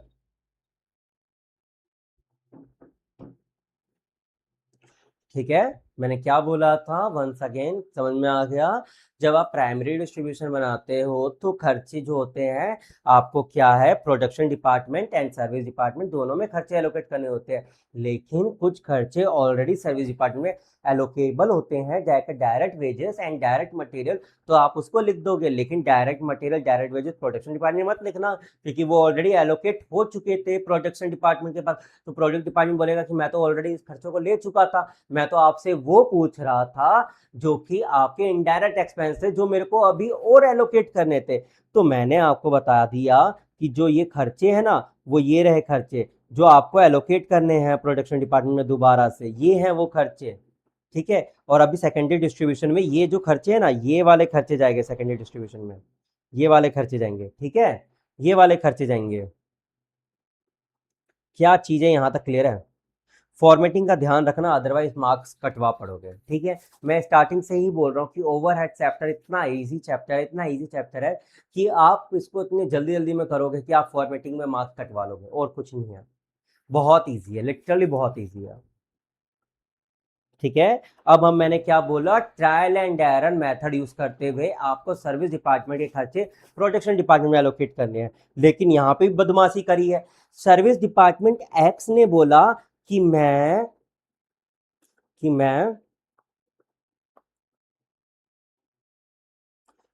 कि मैं तो भाई, सर्विस डिपार्टमेंट एक्स ने बोला कि मैं 10% सर्विस अपनी वाई को देता हूँ, वाई ने बोला अच्छा तू मेरे को देगा, तो मैं भी तेरे को कुछ ना कुछ तो दूंगा ही, 5% ही सही लेकिन दूंगा तो सही।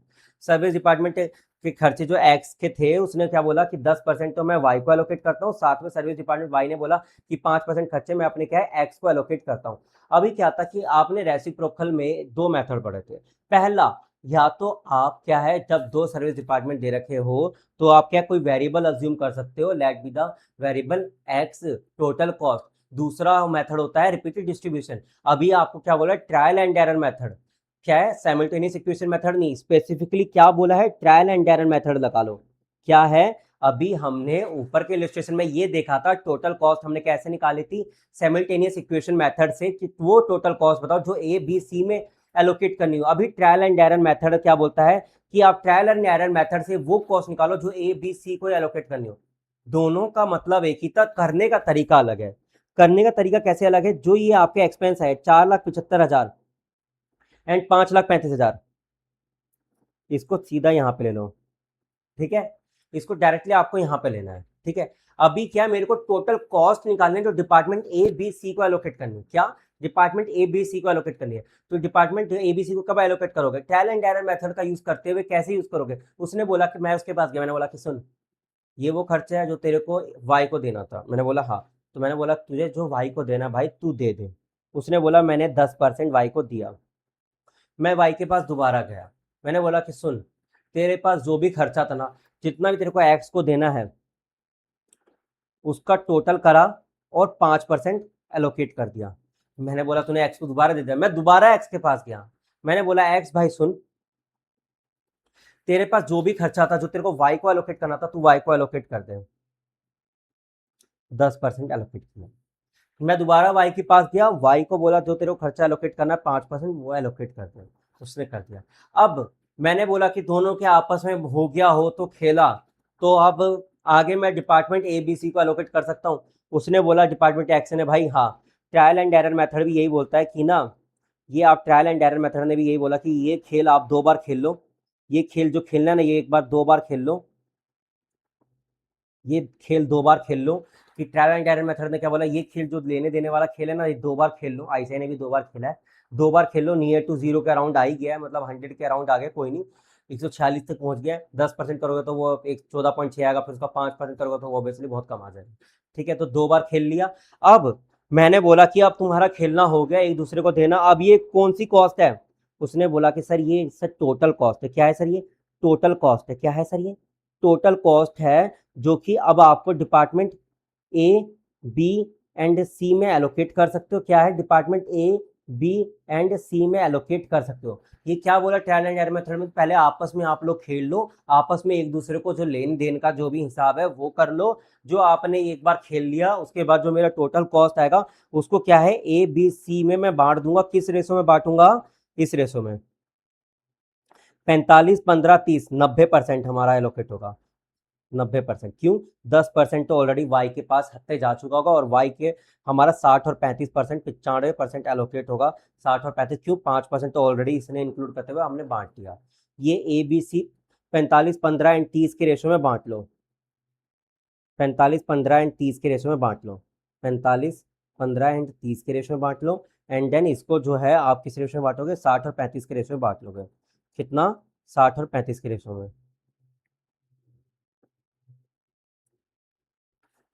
क्या ये आपको क्लियर है? क्या ये चीज़ आपको क्लियर है? बहुत ही ईजी था, और मैं अगेन बोल रहा हूँ, बहुत ईजी चैप्टर है, बहुत ईजी चैप्टर है। बस छोटी छोटी चीज़ें याद रखनी है, जो ये है जो आपके मार्क्स कटवाएंगी। फॉर्मेटिंग्स, जो छोटी छोटी चीज़ें होती है ना, बस इसलिए मैं बार बार रिपीट कर रहा हूँ, क्योंकि चैप्टर बहुत ईजी है, बहुत ज़्यादा ईजी है। इस वीडियो को आप 1-2 बार देखो और अपने दोस्तों के साथ शेयर करो। अगर डाउट है तो मेरा व्हाट्सअप नंबर ले लो और मेरे को व्हाट्सअप पे क्वारीज पूछ लो। मना नहीं किया। 92-1741-9205, ये मेरा व्हाट्सअप नंबर है। इस व्हाट्सअप नंबर पे आप मेरे को टैक्स करो, मैसेज करो। मेरे को ज़रूरत लगा कि आप बार बार नहीं समझ पा रहे तो मैं खुद भी कॉल कर लेता हूँ बच्चों आप लोग को, ठीक है। तो मैं आपको खुद भी कॉल कर लूँगा अगर आपको ज़्यादा ही डाउट है।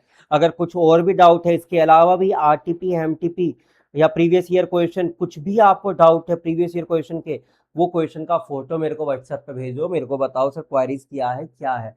अगर आपको लगेगा कि मेरे को लगेगा कि प्रीवियस ईयर के क्वेश्चन वो पूरा का पूरा सॉल्व ही कराना चाहिए, बच्चों की ज़्यादा डिमांड है, तो मैं उसको सॉल्व करा दूंगा, ठीक है।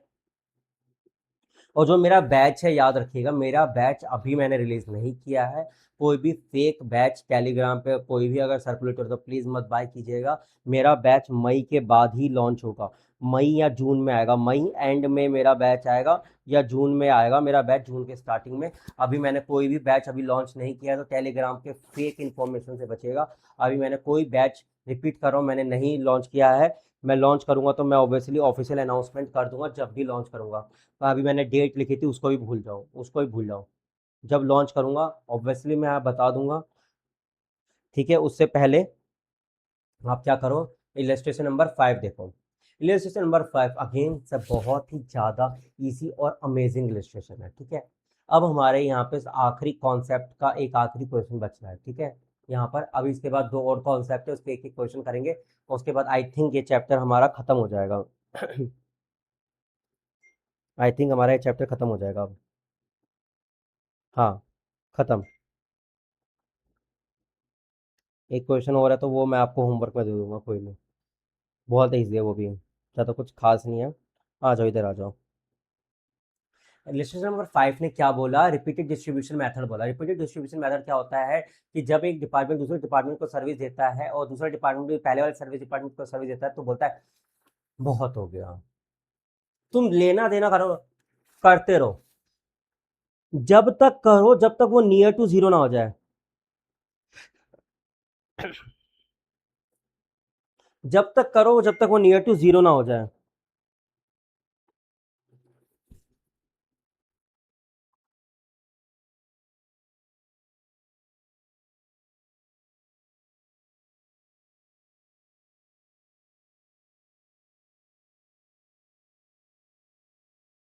एक बार पढ़ना जरा क्वेश्चन,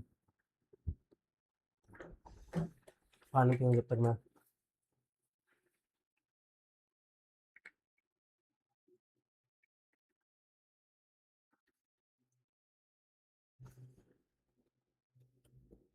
क्या है, एक्स के खर्चे जब तक डिस्ट्रीब्यूट करते रहो वाई को देते रहो, और वाई के भी जब तक डिस्ट्रीब्यूट करते रहो जब तक इन दोनों के खर्चे नियर टू जीरो ना हो जाए। मतलब क्या हुआ, जो आपका खर्चा था ना 4,75,000 कहाँ गया, ये 4,75,000 और 5,35,000। 4,75,000 और 5,35,000 ले लो, 4,75,000 और 5,35,000 लिया, ठीक है। ये खर्चे सभी में बांटते रहो, ए बी सी एंड दूसरे सर्विस डिपार्टमेंट को जो 10% एलोकेट करना था उसको दे दो। उसके बाद जो ये डिपार्टमेंट वाई है उसके खुद के खर्चे और जो डिपार्टमेंट एक्स से जो खर्चे आए इन दोनों का टोटल करके 5,82,000 सब में एलोकेट करो, डिपार्टमेंट ए में, डिपार्टमेंट बी में, डिपार्टमेंट सी का तो ऑब्वियसली जीरो दे रखा है, 0% दे रखा है, डिपार्टमेंट एक्स को वापस कर दो 5%। अब जो डिपार्टमेंट एक्स को 29,125 आया उसको दोबारा एलोकेट कर दो 5%, यहाँ 10%, सॉरी 10% एलोकेट कर दो, एंड ए बी सी में एलोकेट कर दो। ये खर्चा दोबारा यहाँ पे फेंक के मारो 5%, एंड डिपार्टमेंट ए बी में भी दोबारा एलोकेट करो। अब ये डिपार्टमेंट एक्स का खर्चा दोबारा यहाँ पे एलोकेट करो, कितना सर 5%, एंड दोबारा फेंक के मारो, ठीक है। फिर ये दोबारा दोबारा खर्चा 1.5 आएगा तो नियर टू जीरो आ गया, तो इसलिए हमने क्या करा, उसको क्या करा, हमने इग्नोर करा। हमने क्या करा, ये 10% का हमने क्या करा, इग्नोर करा, ठीक है। हमारी ये साइकिल हमेशा याद रखना, इसमें अगेन एक चीज याद रखना, वो है एक चीज का याद रखना, बस एक चीज का, साइकिल का। साइकिल का मतलब क्या हुआ कि ये देखो कितनी बार साइकिल जो चला रहे हो ना उस साइकिल को कंप्लीट करना। मतलब क्या हुआ, जरा ध्यान से देखना, 4,75,000 जो था, ठीक है, इसने एक बार एलोकेट करा, एंड देन उसी ने एक बार दोबारा 29,125 एलोकेट करा, ठीक है। मतलब डिपार्टमेंट एक्स ने वाई को एलोकेट करा, वाई ने दोबारा एक्स को एलोकेट करा, एक साइकिल दोबारा, ठीक है। दोबारा डिपार्टमेंट एक्स ने एलोकेट करा एंड दोबारा डिपार्टमेंट वाई ने एलोकेट करा, 10% और 5%, 10% और ये 5%, दोबारा साइकिल। एक्स ने वाई को एलोकेट करा, वाई ने एक्स को एक बार एलोकेट करा, दोबारा दोबारा एक्स ने वाई को एलोकेट करा, मेरा दोबारा दोबारा एक्स ने वाई को एलोकेट करा, वाई ने एक्स को एलोकेट करा। मतलब ये साइकिल हमेशा याद रखना, ये साइकिल हमेशा याद रखना कि पूरी होनी चाहिए। क्या होनी चाहिए सर, पूरी होनी चाहिए। क्या होनी चाहिए सर, पूरी होनी चाहिए, अदरवाइज आपके मार्क्स कटेंगे। मतलब अगर आपने एक बार साइकिल चला दिया, अगर एक बार एक्स ने वाई को एलोकेट करा तो वाई भी दोबारा एक्स को एलोकेट करे, रिपीटेड डिस्ट्रीब्यूशन मेथड में। रिपीटेड डिस्ट्रीब्यूशन मेथड में एक बार जब एलोकेशन हो रहा है, एक बार जब एलोकेशन हो रहा है तो उस एलोकेशन को दोबारा रिसीव भी करे, यानी कि पूरी की पूरी साइकिल कंप्लीट होनी चाहिए। आपको दोबारा यहाँ पे दिखाना होगा नियर टू जीरो। यहाँ पे इन्होंने जीरो लिख दिया, आप चाहो तो 1.5 भी लिख सकते थे, लेकिन अगर 1.5 लिखते तो यहाँ पे इसको 1.5 टोटल आता, जो कि गलत होता।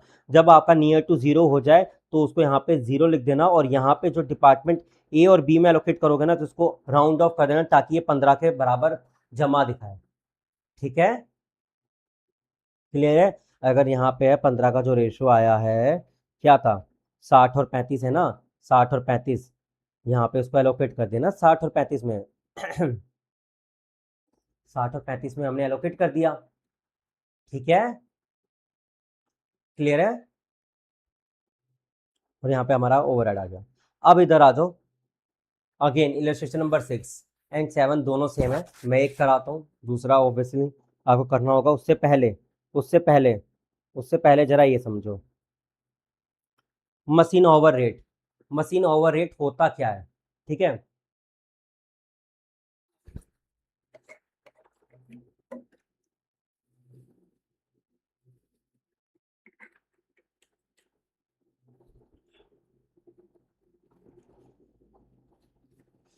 सो लेडीज एंड जेंटलमैन, हमारे आगे आ रहा है अनदर कॉन्सेप्ट जिसका नाम है machine hour rate expenses of machine पर ओवर। मैंने क्या बोला है, मशीन ओवर रेट निकालने का क्वेश्चन आएगा, एक्सपेंसेस ऑफ मशीन पर ओवर कैसे निकालोगे, total machine expense divided by effective machine hour. क्या बोला, total machine expense divided by effective machine hour. अब क्वेश्चन आता है कि सर टोटल मशीन एक्सपेंस क्या होते हैं। इधर आ जाओ, मशीन एक्सपेंस को सर दो पार्ट में डिवाइड कर रखा है, एक है स्टैंडिंग एक्सपेंस, दूसरा होता है मशीन एक्सपेंस जिसको हम बोलते हैं प्यार से वेरिएबल एक्सपेंसेस। याद रखिएगा, फॉर्मेटिंग याद रखिएगा, पहले स्टैंडिंग एक्सपेंस लिखेगा जो उसको हम प्यार से फिक्स्ड कॉस्ट भी बोलते हैं। क्या बोलते हैं, फिक्स्ड एक्सपेंसेस। और देन उसके बाद नीचे आराम से चुप चोरी से वेरिएबल एक्सपेंस लिखेगा। आईसीआई ने कुछ हमें एग्जाम्पल दे रखे हैं, ठीक है, जिसके कुछ बेसिस दे रखे हैं जो कि हमारे स्टैंडिंग एक्सपेंस में आते हैं। आपको ये एक्सपेंसेस की जो लिस्ट है प्लीज याद कर लीजिएगा, एक बार रिपीट कर रहा हूँ, वैसे तो याद करने जैसा कुछ है नहीं। स्टैंडिंग एक्सपेंस मतलब जो मशीन खड़ी है तो वो एक्सपेंस होंगे। Depreciation if based on time, मतलब डेप्रिसिएशन जो आप लगा रहे हो ना कि एक साल में इतना डेप्रिशिएट होगा, वो फिक्स है क्या, टाइम के बेसिस पे, तो हमारे स्टैंडिंग एक्सपेंस में आएगा। रेंट हमारा फिक्स रहता है। ये क्या है, लाइटिंग पॉट लाइक जब आपका जो यहाँ पे जैसे हमारे ये लाइटिंग पॉट्स होते हैं ना, ये लाइटिंग पॉट्स जो भी आपके स्विच विच है, ये सब जो भी आपके लाइटिंग पॉट्स है, तो ये सब क्या है कि सर जो वक्त के साथ साथ सर क्या है, ये हमारे खत्म होती है। फोरमैन की सैलरी, आप मशीन चलाओ या ना चलाओ, फोरमैन को सैलरी जरूर दोगे जो मशीन चला रहा है। Indirect wages, manager salary and department overheads, ये जो कुछ हमें ओवर है, डिपार्टमेंट ओवरहेड्स मतलब अदर ओवरहेड जो भी आप देखोगे तो स्टैंडिंग में आप डाल दीजिएगा, ठीक है। ये आपको क्या है, स्टैंडिंग एक्सपेंस जब लिखोगे तो ये सारे के सारे एक्सपेंसेस आपको वहां लिखने होंगे। I repeat, depreciation if it is based on time, rent, lighting charges आपको देगा, foreman salary, indirect wages, manager salary and department overheads. वैसे ही वेरिएबल एक्सपेंस की बात करते हैं जो कि पर यूनिट बेस भी हो सकते हैं, जैसे depreciation if it based on activity की, मतलब हमने 1000 यूनिट ऑफ एक्टिविटी हमने प्रोड्यूस करा, हमने 1000 यूनिट ऑफ प्रोडक्ट बेस्ड हमने प्रोड्यूस करा, तो इतना ये मशीन डेप्रिशिएट हो गई है, ठीक है। तो depreciation if based on the activity, किसी एक्टिविटी के बेस पे हो, प्रोडक्शन के बेस पे हो, तो डेप्रिसिएशन हमारा क्या है, वेरिएबल एक्सपेंस बनेगा। क्या वेरिएबल एक्सपेंस बनेगा। रिपेयर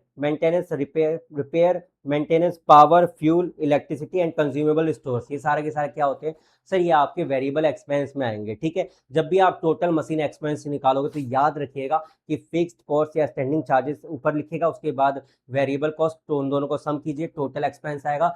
टोटल एक्सपेंस को डिवाइड करना होगा किसमें सर, इफेक्टिव मशीन ओवर्स में। क्या, इफेक्टिव मशीन ओवर्स में से डिवाइड करना होगा। इफेक्टिव मशीन ओवर क्या है, total machine overs available, like से कि 8 घंटे की शिफ्ट थी, 8 घंटे मशीन अवेलेबल रहती है, लेकिन जब तक मशीन स्टार्ट करोगे, तो मशीन जब स्टार्ट करने से पहले सर आप क्या करोगे, सर पलक में सर मशीन लगाओगे, जो पलक जो होता है उसका मशीन लगाओगे, स्विच ऑन करोगे, जो मशीन लाइक से कि कोई डाई बनाने वाली मशीन होती है, तो जो उसका डाया है वो फिक्स करोगे, ऊपर जो का आपको लग रहा कि ऑयल वॉयल डालना होता है आपको मशीन स्टार्ट करने से पहले, तो वो ऑयल डालोगे।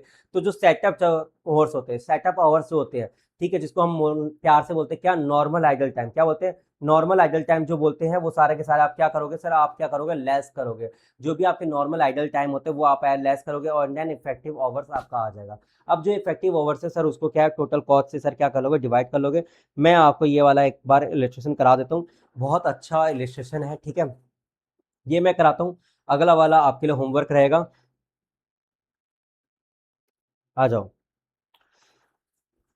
मशीन कॉस्टिंग कितना बोला है, 1 करोड़ की, इज एक्सपेक्टेड टू रन कितना, 10 साल, 10 साल ये मशीन रन होगी, ठीक है। At the end of this period scrap value is 9 lakh, मतलब कि अगर मैं डेप्रिसिएशन निकालना हो तो 1 करोड़, ठीक है, माइनस में कितना है, 9 लाख, ठीक है, डिवाइडेड बाय 10, ये क्या आ जाएगा सर, ये डेप्रिसिएशन आ जाएगा, क्योंकि हमारा अगेन क्या होगा, टाइम के बेसिस पे है, तो स्टैंडिंग चार्जेस या फिक्स चार्जेस पे आ जाएगा, ठीक है। Repairs during the whole life, whole life, क्या बोला है, होल लाइफ, पूरी जिंदगी भर, पूरी जिंदगी भर। जिंदगी कितनी है सर इसकी मशीन की? 10 ईयर्स। कितनी है सर? 10 ईयर्स। होल लाइफ का मतलब क्या हो सर? 10 ईयर्स इसकी पूरी लाइफ है। तो रिपेयर एंड मेंटेनेंस पूरी जिंदगी में सर कितना लगेगा इसका? सर 18 लाख। कितना sir? 18 lakh. Repair and maintenance 18 lakh है। R&M कितना बोला? R&M 18 लाख लगेगा। कितना? 10 साल में। ठीक है।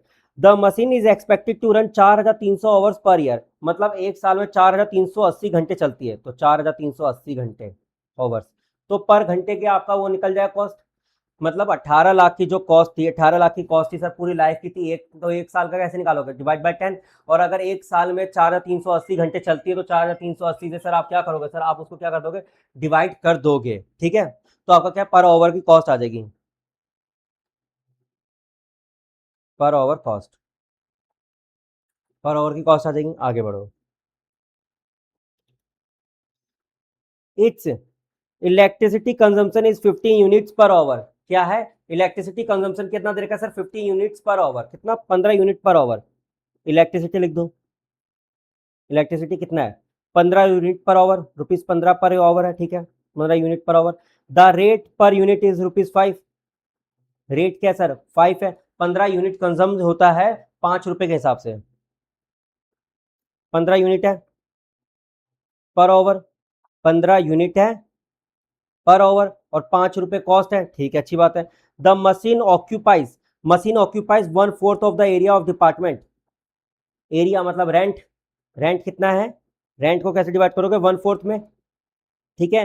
Has 2 point out of which 10 lighting points. Lighting points की अगर मैं बात करूं तो कितना बोला है? 2/10 बोला है लाइटिंग पॉइंट यूज करता है। The foreman has develop the 1/6 of his time of the machine. Foreman कितना बोला है? 1/6 हमारा डेवलप करता है, 1/6 अपना टाइम लगाता है। 1/6 लिख दिया। द मंथली रेंट कितना बोला है? कितना है? 30,000। मंथली रेंट कितना है? 30,000। यहाँ 30,000 से कर दिया, 1/4 हो जाएगा। लाइटिंग चार्ज आपको कितना बोल रखा है सर? 8,000 है। ये 8,000 यहाँ लिख दो। ठीक है, ये स्टैंडिंग चार्ज होगा। तो फोरमैन की सैलरी भी स्टैंडिंग चार्जेस ही आता है 19,200, तो यहाँ पे 19,200 लिख दिया। ठीक है। ठीक है। Find out the machine hour rate. Machine hour rate निकालना है। Assuming the insurance is 1% per annum. Expenses of oil and oil कितना है सर? 900 है। ऑयल कितना है? 900 पर मंथ है। पर मंथ है। और आपको इंश्योरेंस कितना बोल रखा है? 1% ऑफ मशीन कॉस्ट। तो 1% ऑफ मशीन कॉस्ट क्या थी? 1 करोड़ थी। 1 करोड़ की मशीन थी, इसका 1% निकलेगा। इसका क्या है? 1% निकलेगा। कितना? 1% निकलेगा। तो इंश्योरेंस कॉस्ट। अब क्या है, जो ये खर्चे आए थे इसको क्या है? Standing and fixed, standing fixed जो कॉस्ट होते हैं एंड हमारे वेरिएबल एक्सपेंस होते हैं, उसमें क्या है आपको डिवाइड करना होगा। यहाँ पे अगेन आ जाओ। डेप्रिसिएशन जो निकाला है हमने, रिफर वर्किंग नोट 1, ये रहा। 1 करोड़ माइनस में 9 lakh divided by 10 years and then multiply by यहाँ पे 12 मंथ से भी डिवाइड कर दे, ताकि पर मंथ का आपको कॉस्ट आ जाएगा। पर मंथ का कॉस्ट आ गया, पर मंथ का डेप्रिसिएशन आ गया। ठीक है, अच्छी बात है। रेंट, रेंट कितना बताया था? 1/4 यूज करते हैं। ठीक है। पूरे महीने में कितना है? 1/4 हम एरिया यूज करता है मशीन, तो 30,000 का 1/4 हमने ऊपर यहाँ निकाला था ना, 30,000 का 1/4 ये रहा। 30,000 का 1/4। ठीक है। And then lighting charges obviously 2/10 हमने बताया था। 2/10, 2/10 यहाँ पे हमने देखो लाइटिंग चार्जेस यहाँ लिखा हुआ है 2/10। 10 हमारा यहाँ पे फोरमैन की सैलरी हमने लिखा हुआ है। वही चीज़ें यहाँ पे लिखा हुआ है कि फोरमैन की जो सैलरी थी 1/6 का देना 19,200 का। सन्ड्री एक्सपेंस जो डिपार्टमेंट के ओवर हेड्स होते हैं, जो मैंने बताया था कि सारे के सारे हमेशा स्टैंडिंग चार्जेस में लिख देना 900 रुपये। ठीक है। इंश्योरेंस का खर्चा हमने पूरे साल भर का निकाला था, उसको डिवाइड बाय 12 कर दोगे तो पर मंथ का खर्चा आ जाएगा 19,366 आया। इसको डिवाइड करना होगा कि एक साल में कितने घंटे मशीन चलती है। तो एक साल में कितने घंटे मशीन चलती है? ये रहा, 4,380 घंटे पर ईयर चलती है। 4,380 घंटे पर ईयर चलती है, तो उससे क्या कर दोगे सर? का आपको कर दोगे, डिवाइड कर दोगे, तो आपका क्या आ जाएगा? पर ओवर कॉस्ट आ जाएगा। वेरिएबल कॉस्ट क्या है? आपको रिपेयर इलेक्ट्रिसिटी दे रखा था, आपने वो ऐड करा और मशीन ओवर कॉस्ट आ गई है। काफ़ी ईजी था। वैसे ही एक ईजी इलस्ट्रेशन आपको और दे रहा हूँ, सेम टू सेम है, सिमिलर है। कुछ भी इसमें मेरे को लग नहीं रहा कि कुछ है इसमें बताने वाला भी। अगर डाउट होगा तो बता देना, बता दिया जाएगा। आई थिंक इट्स ना last, last illustration, illustration number 8। Illustration number 8। ठीक है। वेट, इसके लिए नोट्स हैं? नहीं दे रखे, कोई नहीं। ठीक है। Illustration number 8। अभी क्या बोल रखा है कि जब भी आप, याद है आपने बचपन से पढ़ते आ रहे हो कि एक ना रिकवरी रेट होता है, ओवरहेड रिकवरी रेट बोलते हैं हम। ओवरहेड रिकवरी रेट आपने 10 रुपये मान लिया। ठीक है। जब आपने अब्जॉर्ब करते गए, तो जब आपका महीना खत्म हुआ तो आपको पता चला कि अरे हमने फैक्ट्री ओवरहेड जो हमने एब्जॉर्ब करा था वो थोड़ा गलत हो गया, हमने अंडर एब्जॉर्ब कर लिया, या तो हमने ज़्यादा एब्जॉर्ब कर लिया। क्या हमने अंडर एब्जॉर्ब कर लिया या तो हमने ज़्यादा एब्जॉर्ब कर लिया। यही क्वेश्चन, ये क्वेश्चन उसी पे ही बेस्ड है। ठीक है, इधर आओ। The total overhead expenses of an factory कितना है? 4,46,380। ये क्या है? एक्चुअल टोटल ओवरहेड एक्सपेंसेस दे रखे थे। Taking into the account of normal working for factory overhead was recovered in the production 1.25 per over. मतलब एब्जॉर्ब कैसे करा था? प्रोडक्शन ओवरहेड कैसे ऑब्जर्व करा था? Rupees 1.25 per hour. ठीक है, the actual over is 293,104, 293,104, 293,104 multiply में 1.25 तो कितना है? 366, 380, 366, 380 माइनस कर दो। कितना हमने एक्चुअल में? 446, 380, 446, 446, 380, 446, 380 एक्चुअल था ये 80,000 रुपये। 80,000 रुपये क्या था सर? ये अंडर ऑब्जॉर्व है। क्या है सर? अंडर एब्जॉर्व है। ये क्या है सर? ये अंडर एब्जॉर्व है। अब जो ये 40,000, वो 80,000 जो है हमारा अंडर एब्जॉर्व है, अब इसका रीजनिंग देखना है। सर ये अंडर एब्जॉर्व है क्यों गया था? अभी इधर आओ। State how would you proceed the close the books of account that beside 7,800 unit is being produce. 7,000 work sold and 200 unit क्या है सर? आपके इक्विवेलेंट वर्क इन प्रोग्रेस। मतलब 7,800 यूनिट प्रोड्यूस हुए थे। ठीक है, 7,800 यूनिट प्रोड्यूस हुए थे, जिसमें से 7,000 तो आपने बेच दिए। ठीक है, कॉस्ट ऑफ सेल्स थे हमारे, कॉस्ट ऑफ सेल्स थे। उसके अलावा 200 यूनिट क्या है? WIP में। ठीक है, 800 यूनिट क्या है सर? आपके फिनिश गुड्स है। अब आपको जो 80,000 का जो रेट बताया, तो आप आपसे पूछा गया कि आप इसको इसमें कैसे एलोकेट करोगे। Okay. On investigation, it was found that 50% unobserved depreciation was increased in the cost of indirect material, indirect labor, okay, and remaining due to the factory inefficiency. मतलब 50% का तो रीजनिंग ठीक है कि कॉस्ट ऑफ इनडायरेक्ट मटेरियल और indirect wages का sir rate बढ़ गया था, जो कि नॉर्मल कोर्स ऑफ बिजनेस है, तो हम एब्जॉर्ब करेंगे कॉस्ट ऑफ प्रोडक्ट में, फिनिश गुड्स में, और इसमें एब्जॉर्ब करेंगे। लेकिन 50% ऐसे थे यार इनइफिशियंसी थी, काम नहीं करवा पा रहे थे वर्कर से, काम नहीं किया वर्कर ने, हमारी मैनेजमेंट की खुद की गलती थी। तो हमने एक बार देख रखा है, जो भी एबनॉर्मल लॉस होते हैं, जो भी एबनॉर्मल लॉस होते हैं, वो कहाँ जाते हैं? कॉस्टिंग पी एंडल में। कहाँ जाते हैं? कॉस्टिंग पी एंडल में। मतलब क्या हुआ? जो ये 80,000 आया है, 80,000, उसमें से 40,000 एक्सपेंस तो इन तीनों में डिवाइड हो जाएगा। ठीक है, बचा हुआ 40,000 कॉस्टिंग पी एंडल में जाएगा। किस में जाएगा? कॉस्टिंग पी एंडल में। ठीक है, इधर आ जाओ। एक्चुअल ओवरहेड्स आपको दे रखा था 4,46,380, उसमें से माइनस करा 3,66,380, अंडर ऑब्जॉर्व ओवरहेड आ गया 80,000। 80,000 के लिए हमें दे रखा था कि इधर 50% because of the indirect material, indirect labour की कॉस्ट बढ़ने की वजह से हुआ था, 50% हमारा ड्यू टू इनएफिशिएंसी था। ठीक है, अब हमें क्या है? ट्रीटमेंट ऑफ हमें क्या निकालना कि अनऑब्जॉर्व ओवरहेड का क्या करोगे सर? हमें क्या दोबारा अगेन सर हम क्या निकालेंगे? एक रेट निकालेंगे। 7,800 यूनिट प्रोड्यूस करे थे, साथ में 200 यूनिट क्लोजिंग WIP है, जिसको हमें कॉस्ट एलोकेट करना होगा। एक चीज बताओ, अगर मैंने सारा का सारा अगर मैंने यूनिट प्रोड्यूस में डाल दे तो गलत होगा। क्यों? क्योंकि WIP जो हमारे पास रखा हुआ है, उसकी भी कुछ ना कुछ खर्चे हैं, कुछ ना कुछ तो आधा तो बन के तैयार हो गया ना। लेट्स से कि घड़ी का डब्बा है, घड़ी का डब्बा है, ठीक है, घड़ी का डब्बा है, कुशन रह गया, लेकिन इसका मतलब ये नहीं कि डब्बा रेडी नहीं है। डब्बा बनाने में तो कुछ ना कुछ तो खर्चा रह गया ना, डब्बा बनाने में तो कुछ ना कुछ तो खर्चा रह गया। एक छोटा सा जो इसके अंदर जो रखने के लिए आता है, घड़ी रखने के लिए आता है, वो नहीं है। तो इसका मतलब ये थोड़ी ना है कि हमारा क्या है, पूरा पूरा खर्चा आप एलोकेट नहीं करोगे, ऐसा नहीं है। आपको एलोकेट करना होगा तो 80,000 डिवाइडेड बाय क्या है? एक मिनट रुको, एक मिनट रुको, 80,000 नहीं रहे, 40,000 एलोकेट करोगे ना। 7,800 प्लस में 200, सर 40,000 तो हमारा कॉस्टिंग पी&एल में चला गया ना। एबनॉर्मल लॉस ये हमारा कॉस्टिंग पी&एल में चला गया। किसमें चला गया? कॉस्टिंग पी&एल में। कॉस्टिंग पी&एल में चला गया, तो 40,000 डिवाइडेड बाय 8,000, 8 में 40 रुपीज 5। तो 7,000 यूनिट्स जो सोल्ड हुई थी, जो हमारे पास क्लोजिंग स्टॉक बचा हुआ है 800 का, 200 का WIP, ऐसे सर हम उसको एब्जॉर्ब कर लेंगे। ये रहा stock of finish good 7,800 minus 7,800 into में 5 कितना हुआ 4,000। ठीक है, वर्क इन प्रोग्रेस में obviously sir 1,000, cost of sales में 7,000 इंटू में 5, ठीक है 40,000। ठीक है, अब मेरी बात ध्यान सुनो, इस रिवीजन को सर, आप इस रिवीजन वीडियो को सर एक बार नहीं 2 बार देखो, अपने दोस्तों के साथ शेयर करो, ओके। लेकिन आप मेरी बात ध्यान सुनना, ये चैप्टर बहुत ईजी है, बहुत ज़्यादा ईजी है, ठीक है।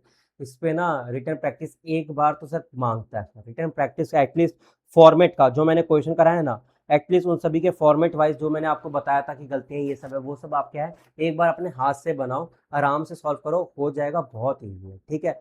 और दूसरा, थोड़ा बहुत स्ट्रेस कम लो, तुम्हारा भाई है यहाँ पर, तुम्हें मैंने व्हाट्सएप नंबर दे रखा है, जो भी डाउट क्वेरीज जो भी आता है ना, मेरे को आप व्हाट्सएप करो और आराम से ठंडे दिमाग से आप पढ़ाई करो, कौन क्या बोल रहा है, कौन क्या नहीं बोल रहा है, ये प्रॉब्लम है वो प्रॉब्लम है, नहीं सर अभी कुछ नहीं, सारी प्रॉब्लम सॉल्व हो जाएगी एक बार जब आप पास हो जाओगे, जब आप आगे CA फाइनलिस्ट पहुंच जाओगे, आप ट्रेनिंग स्टार्ट हो जाएगी आपकी, कुछ ना कुछ अर्निंग स्टार्ट होगी, आप बाहर जाना स्टार्ट करोगे, आप प्रैक्टिकल वर्ल्ड में आओगे, तो आपको पता चलेगा कि चीज़ें चीज़ें धीरे धीरे चीज़ें सॉल्व होते जा रही है, रिजॉल्व होते जा रही है। और सर हाँ सर, ये डिग्री आ जाएगी ना प्रोफेशनल डिग्री, तो एटलीस्ट एक चीज़ होता है कि इसके बाद पढ़ना तो नहीं पड़ेगा, तो इस चीज़ की खुशी तो बहुत रहती है, ठीक है।